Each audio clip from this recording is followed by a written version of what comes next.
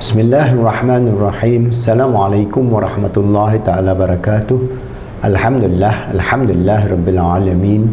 Wassalatu wassalamu ala asyrafil anbiya wal mursalin wa ala alihi wa sahbihi ajma'in.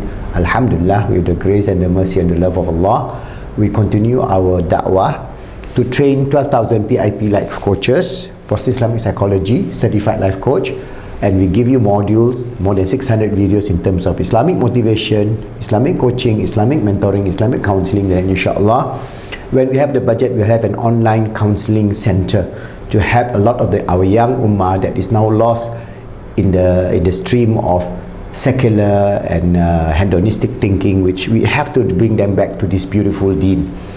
So inshallah, that is our goal in terms of da'wah. And what is important as we face the cataclysmic climate change issue, and the latest report by Potsdam Climate Institute show that we have only 18 months to act on. So United Nations and IPCC, International Intergovernmental Panel for Climate Change, must work together to help shape the ummah. If not, then we'll face a huge catastrophe in the 2030, 2050s, or maybe 2100, which could signal the end of human civilization as we know today. So we have to then shape the ummah in a holistic, integrated manner for the self, the family, and the society, and at the global level.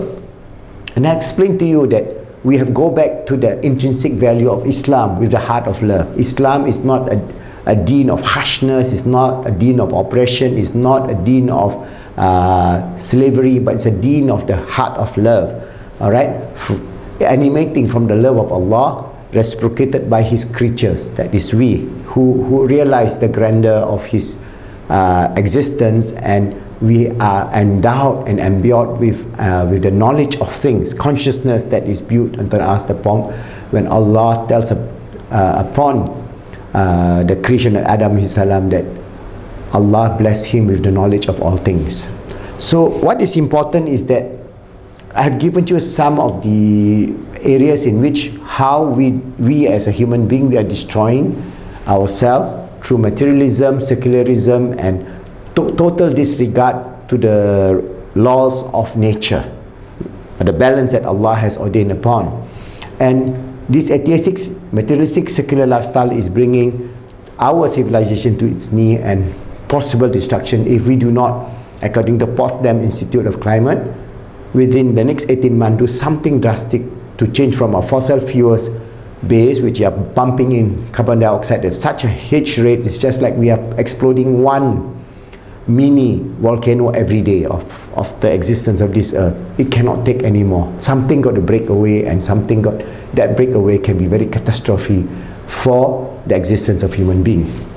So we have to move. So we have people who are spiritual but no religion, or religion is the same pluralism. So we have to then be together with them, even though they may differ from us, from our deen, but we embrace them because they are all Bani Adam, they are all children of Adam, and they are also cognizant of the need to maintain balance because of the spiritual insight that Allah has given them, and they can then journey upward.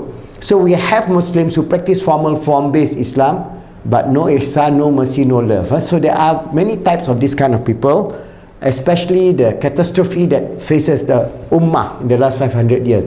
The modern root cause of the degeneration of the ummah is colonization, 17th to 20th century. I'm trying to compress 600 years of history within just one little chart. Then we have the influence of socialism, nationalism, Marxism, communism, and neo-conservative capitalism that the world is now living on, because communism is knocked out. Even China is producing neo-con capitalism type of economy with total disregard to the nature of balance, natural balance that we have to take cognizance of. So then within the Muslims, because of these influences, it affects the thinking of the ummah. So you have one extreme, they become secularists, and the other extreme, they become DIY Salafis. Why I call DIY Salafis? They have this Google guru or the Facebook guru, they have 10,000 followers, 5,000 followers, and then they have one stream of thinking, all right? And then they will condemn the other Salafis as takfiri or stupid, or all kind of terms that you see, and it's a joke, Alright, but these are the so-called ulama, the ulama of the Facebook, ulama of Google, and they are terrible. So shallowness of their knowledge, but they are leading millions of Muslims into disarray. So they have this Wahhabism, and then now we have tribalism, and that's exploded in the Middle East after the so-called Arab Spring. Is not an Arab Spring, it is an Arab disaster, which is now spreading country to country, right up to the border of Yemen, and most probably even into Saudi Arabia, which is a catastrophe for the Ummah, because it's affecting all of us. So all these things come about. Why? Because we move away from this deen. We become very harsh, and we become very parochial. And there are three categories of people, as I say, these DIY Salafis, because they have no grounding in terms of the purified souls that are within the framework of Ahlus Sunnah Jama'ah. For example, if we talk about Imam Malik, the Maliki Mazhab, or the Shafi'i Mazhab, or the Hanafi Mazhab, or the Hanbali Mazhab, there are thousands and thousands, hundreds of thousands of purified souls, alim and ulama, who has refined the whole idea of, for example, the Mazhab of Imam Malik. It is not just Imam Malik alone, but over the centuries, the refinement of this Mazhab become very deep. So this is the thoughts and the refinement of thousands and thousands and thousands of alim and ulama, purified by Allah with the fullness of deen. The same thing with Imam Shafi'i, Imam Maliki, Imam Hanafi, and so on. But these DIY Salafi, because they proclaim that they know the Quran, because they speak Arabic and they understand Arabic, but they do not know the full text. They only know the text, literal text, and they take that as the literal interpretation without taking into account of the context, or without taking into account of the maqasid ash-shari'ah. The beauty of this deen is within the framework of maqasid ash-shari'ah. So you just take a text, just link it to the 21st century. So you say, okay, now we have slavery in Islam. Okay, we take all these Yazidi girls, make them slaves and make them mistresses. And that is the Daesh, this whole Takfiri Salafis that is now spreading its wings, not only in the Middle East, but also into Indonesia. Anybody who don't disagree with them, it is their blood is halal. You can kill them. So that is their ideology. It is a catastrophe on the Ummah. You have these kind of people who use the banner of Islam. What would be the non-Muslim thing about Islam? Oh, this is a very violent, very vile, very terrible religion, which is true if you follow these Takfiris, and they are the evildoers. So their category here is not at this level. It's not at this level, but they are worse than the atheistic, materialistic, uncivilized people. So these are the most uncivilized people, and it is a catastrophe on the Ummah within the framework of the Jama'ah. These people, we must correct them with love, with understanding, and so on. But no doubt we must be strong enough to completely eliminate this kind of Takfiri Salafis from the framework of the deen of Islam, which is based on love. So we have another category, non-political pacifist Salafis. Okay, these people, they are very strict, very harsh, very misogynistic in terms of their worldview. All their women are covered from head to toe, and they see somebody and all that, they don't have eye contact and so on. They're quiet people. They just withdraw. Well, we have no problem with them. They are still within the framework of the Jama'ah, even though their form of Islam is no mercy, no love.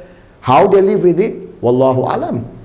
But we can accept them because they are not harmful, they are not destructive, they are not killing other people, even though they view us. For example, I'm from the Shafi'i school. I've met some of these kind of people, or they say you are Ahlul Bid'ah. Well, that's their view, but as long as we are in the framework of the Brotherhood of Islam, we can accept that. Alright, and then you have another category of the political Salafis. This is also very dangerous because they are linking it back to socialism, nationalism, Marxism, and also tribalism. So you have this that is now playing, especially in Yemen, especially in Libya, where we have these political Salafis with the idea of bringing Takfiri Salafism into their community. They're very harsh, they're very difficult to deal with, and they have arms. All right, they have support from many of those enemies of Islam, and this is the reality of the degeneration of the Ummah. So if we talk about all these things, what is the solution? The solution is back to the traditional Islam or Ahlus Sunnah wal Jama'ah, because 90% of the Ummah, we are guided within this framework of the four schools of mazahib. We are bounded by the purified souls that has lived through this deen and perfected this deen through the grace of Allah, through the aspect of the spiritual, emotional, mental and physical realization, not just by DIY, so and so say, I have a certain followers and that's it. No, we go back to this tradition, and this is the Islam of Iman, Islam and Ihsan, which I'll give you more idea of how we can overcome the root cause of the degeneration of the Ummah to become an Ummah, a shining deen of Iman, Islam and Ihsan, a shining deen that brings love into our heart, a shining deen that can bring humanity together as we face the existential dangers of the collapse of this civilization. May Allah protect us from all calamities and guide us to the framework of this deen, where 90% of the Ummah are within this framework of the schools, with the various schools, whether you are Maliki, whether you are Shafi'i, whether you are Hanbali, whether you are Hanafi. We together bring about a transformation of the traditional understanding of this deen, the nature of understanding our consciousness and the nature of Allah as our creator, and we as his servant and his up and his Khalifa on this earth, to steward this earth, always striving to make ourselves good, helping others to be good and making the world good, inshallah.